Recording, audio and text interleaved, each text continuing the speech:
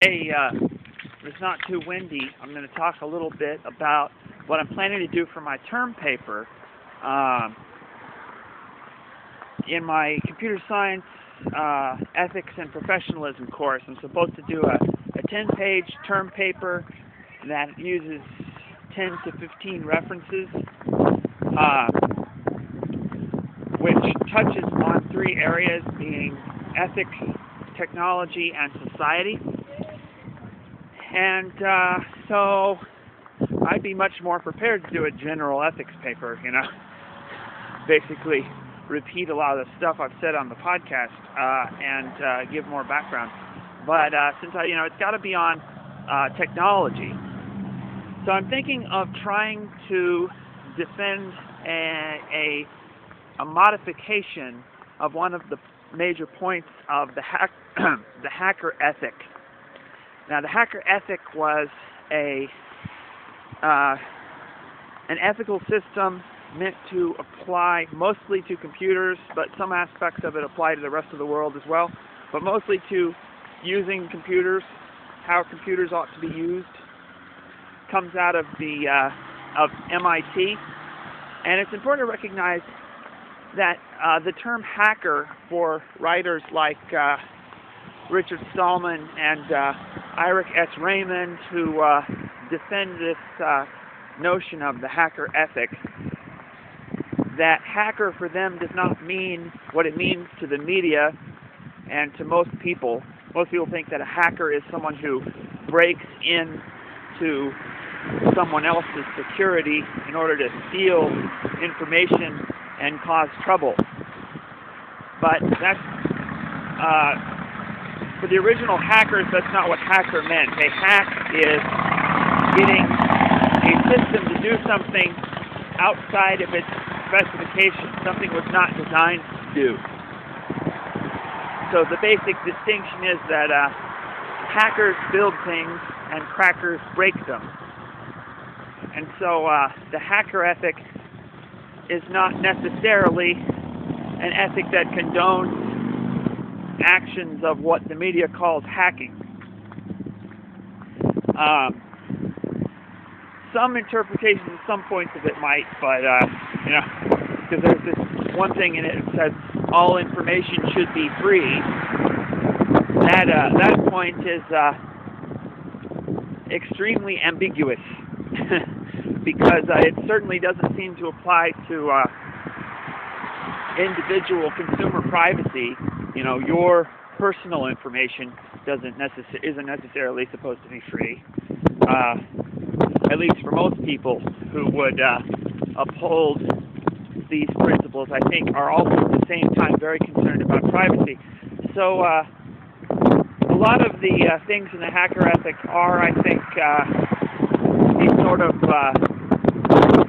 like Plato's Republic, in that it's not a place you'd actually want to live. It's more of an ideal to get at what a just society would be like.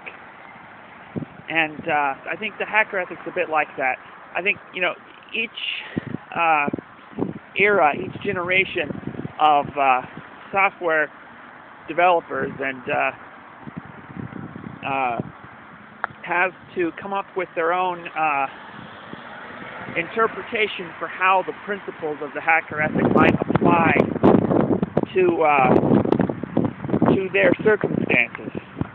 In the original context, one of the most important points of the hacker ethic was the hands-on imperative. And at the time, the hands-on imperative meant basically access to computers and anything that could teach you something about how the world works should be unlimited and total, always yield to the hands-on imperative. Now, back then, they were dealing with, it's important to understand in that statement what they were dealing with. It was the 1970s, and computers filled an entire room, and you wrote down your program on little, you entered your program on these little cards, and you handed a deck of these cards. There was a difference between the user and the operator. The user was the programmer, The user would put in his program onto a deck of cards, would hand that deck of cards to the operator. The operator, who works for the university,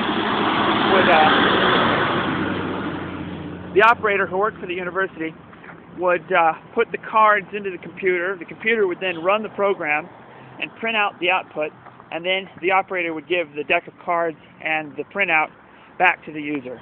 And then the user would have to go back home and figure out what happened. What happened? What were the results? What did I do wrong? And I can try again tomorrow, right? Now the hackers said, the hackers meaning the people who built things, not the people who break them, the hackers said, that doesn't make sense. The user needs to have direct interaction with the computer, otherwise he's not really learning. The way you really learn is by seeing what actually happens when your program runs. Being able to interact directly with the machine. That was what the hands-on imperative meant. There was also some notion that if a traffic light was broken, anyone with a screwdriver should be allowed to fix it. Now, I think most people don't get that radical, but I think there is something like the hands-on imperative in the understanding of most people who look at computer science education reasonably. They realize that the way you really learn is going to be through that kind of direct interaction with the machine, not through playing inside of somebody else's prepackaged sandbox.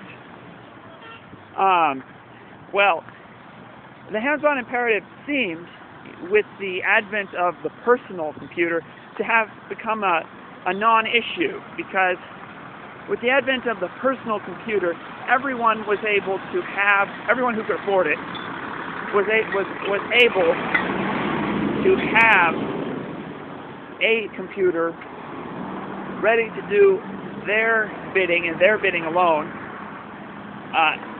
24/7, right? The personal computer seemed to have solved the hands-on imperative problem, and out of that we got all kinds of great stuff. But in recent years, with the advent, first of all, with Nintendo, who took measures to prevent third-party development on what they called their platform, even though in reality it was the customer's platform because the customers had bought it.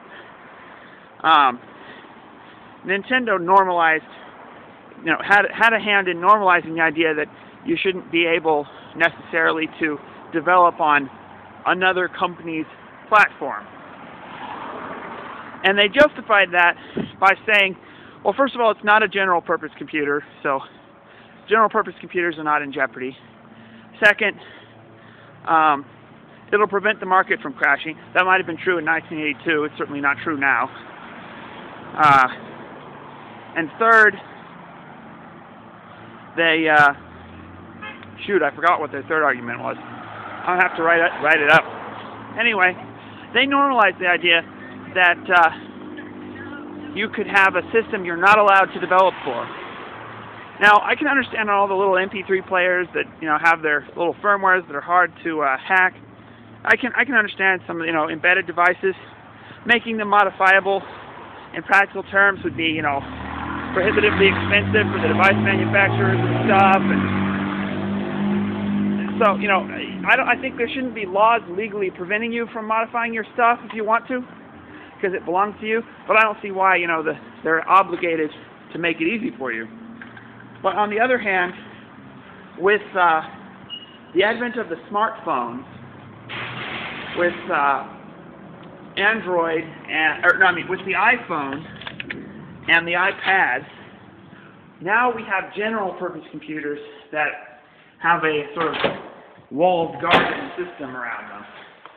You have to get permission from Apple to develop for the iPhone, and they can decline your application for any reason. That's a problem, because the phones aren't supposed to belong to Apple. They're supposed to belong to, their actual owners, the people who bought them. It undermines the whole concept of private property, of buying and selling. Once they've sold the device, then the device is not theirs anymore. If you try to use intellectual property, the concept of intellectual property, which is not a natural right. Intellectual property is based only on a social contract. It is not a natural right. Physical property is a natural right. So when you use intellectual property to try to trump physical property, you are attempting to use an artificial right to defeat the purposes of an inalienable natural right. And that is wrong, at least as I understand our American system. As I understand our American system, that's wrong. And so I'm going to be writing about some of that in my term paper. So I thought I'd tell you guys a little bit about that. I'll probably have more to say on the hacker ethic and parts of it that I agree with, parts that I disagree with. But anyway, one important thing was I'm not saying that I entirely endorse the hands-on imperative for everything, but certainly on devices that you own, always yield to the hands-on imperative.